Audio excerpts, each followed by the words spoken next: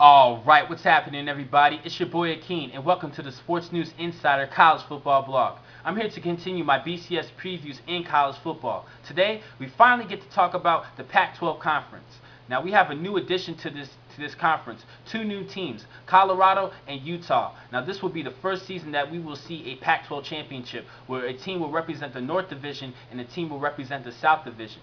Now the biggest headline story in this conference this past offseason is Chip Kelly and the Oregon Ducks. More bad news in college football. Now rumors have it is that they have apparently been doing some outdated scouting report in the state of Texas. Now rumors have it is that they hired a recruiting owner, Willie Lyles, and paid him $25,000 to help scout players out of the state of Texas. Now for the past seasons, we have been seeing a lot of players from that state go to Oregon and play for the Ducks, like LaMichael James, Darren Thomas, Lachey Seastruck, who was last year's recruit, and Josh Huff. They have a lot of great players coming out of the state of Texas who are going to Oregon and play for the Ducks. And this is kind of catching in the NCAA, and they are investigating this whole entire situation. I will keep you guys posted on this, and I'll let you know the latest news about this situation.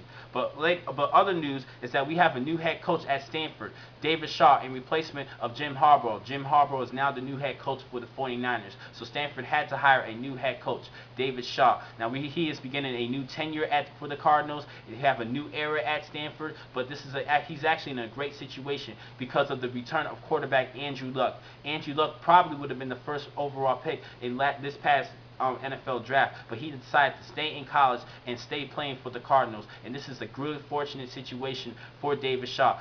Stanford is still one of the favorites to win the Pac-10 championship, the Pac-12 championship this season, but we will see. Now the biggest games that I have to talk about that you need to see this season, starting the first game of the season on September 3rd, Oregon is going to be playing against LSU at home. Now this is going to be a great game, and this is the first beginning of their path to getting to that national championship this season. Great game to watch. On September 10th, Utah is going to be playing at USC. This is going to be the first Pac-10 conference game for Utah and USC this season, and this is going to be a great game. Utah has a lot of talent coming back. Some starters coming back on both sides of the ball, and this is going to be an interesting matchup against the USC Trojans. You have to watch that game.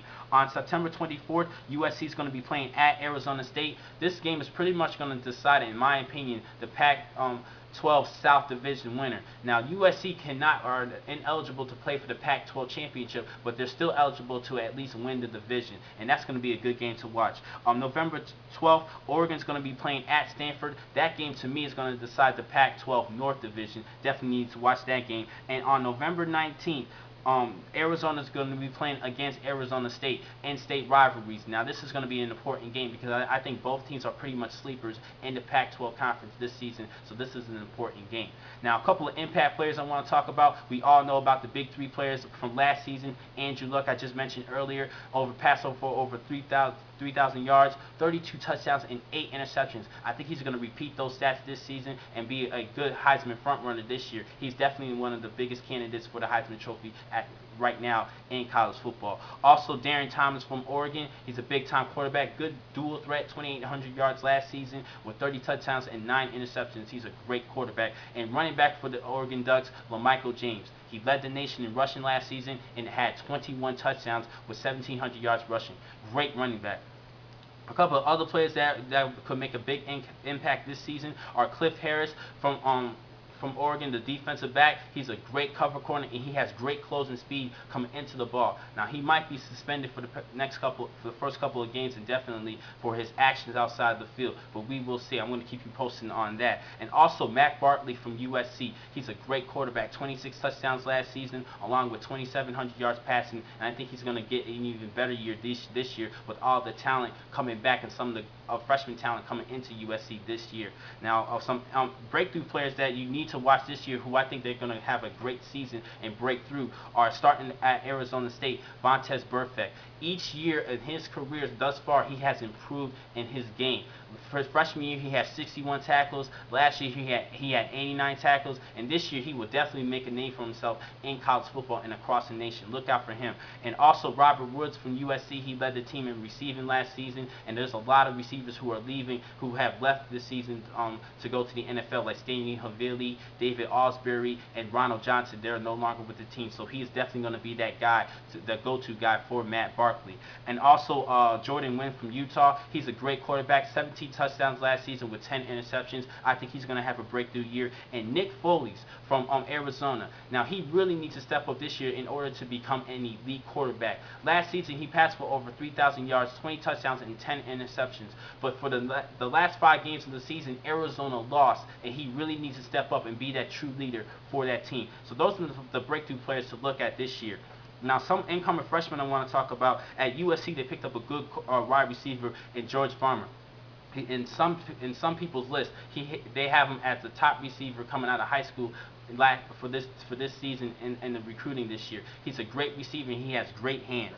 Also, DeAnthony Thomas. Now, this kid is not big. DeAnthony Thomas has committed to Oregon. He's not a big kid, weighs 160 pounds, but he is an athlete when the ball is in his hands. A true speedster, and he could be a good fit to get inside of each holes for the Oregon Ducks. He's a small guy, just like for Michael James, but quick guy. He's explosive. Definitely look out for this kid this year. He'll get some playing time. And James Vonter, the linebacker for Stanford, he came out of the state of Georgia. Excellent linebacker who has all the tools, and I think he could be great in the future for the linebacking corps for the Stanford's Cardinals. Now, they're pretty much stacked at linebacker, so he's not going to get too much playing time, but I had to definitely talk about him because he is a great linebacker for the future for the Stanford Cardinals. Definitely look out for these kids.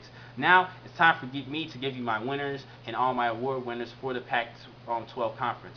Offensive Player of the Year, I'm going to go with Andrew Luck. Now, everybody has him as the favorite to win the Heisman this year and Pac-12 Offensive Player of the Year.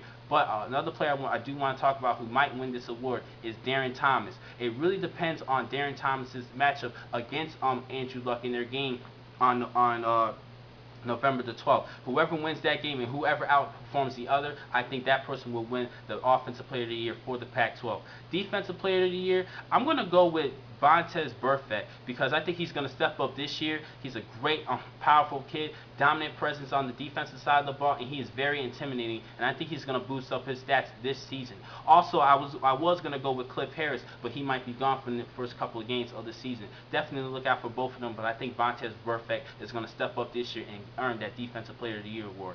Newcomer Player of the Year, I'm going to give you a little bit of a surprise. I'm going to go with Rodney Stewart of the Colorado Buffaloes. He had over 1,300 yards last season, 4.5 yards per carry. And I think since he's a newcomer, technically a newcomer in the Pac-12, I think he's going to get the award and match up his stats this year compared to last year. I think he's going to be a good running back for the Pac-12 conference. Now, my overall winner, I'm going to go with Oregon. I have to go with Oregon. It's between Stanford and Oregon in the North Division and Arizona State in the South Division. USC can still win the South Division, but they will not represent the South for the Pac-12 championship. So it's between Arizona State and Arizona to represent the Pac-12 South. But I think Oregon's just going to win it all, beat Stanford, and crush whoever they play against in the South Division. So I definitely got to go with Oregon. They have so much talent coming in on offense. All these great players, speedsters, small guys, but they're quick and they're very explosive, and I think they're going to have a big year in college football this season. Might even make it to that national championship. Now, for my final video of my previews, I'm going to give you my BCS Busters. From Sports News Insider, thank you for watching today's vlog. I'm your man, Akeem McCall. Be easy.